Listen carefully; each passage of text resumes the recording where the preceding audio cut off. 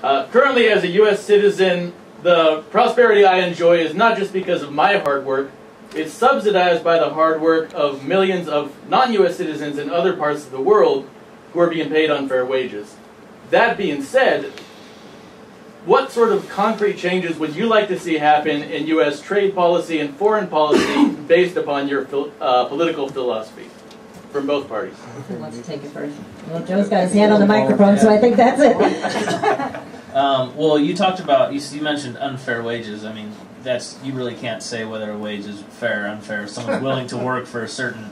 if they're dying of hunger and their kids can't go to school. That's unfair. Well, you're just kind of making up a situation. No, anyway, I know somebody like that 5 minutes from here.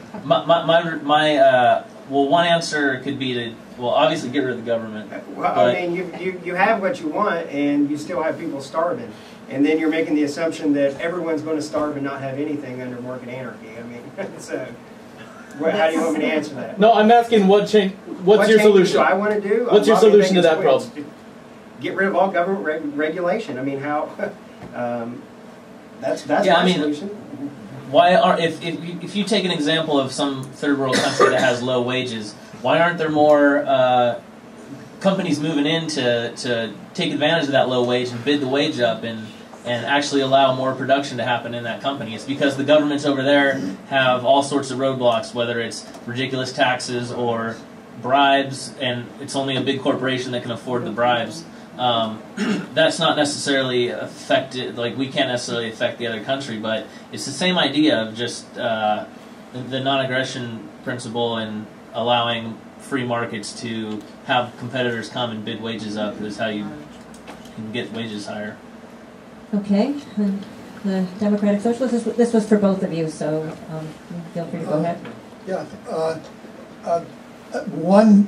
It's a very complicated question, but one start would be changing trade policy to discourage corporations in the developed world from moving their production to developing countries and to have the products produced not for those countries themselves, but to be exported back to the developing world more cheaply. So encourage, well, one, foreign aid and so on, but encourage developing countries to develop internal markets rather than be just export platforms, for the developed world.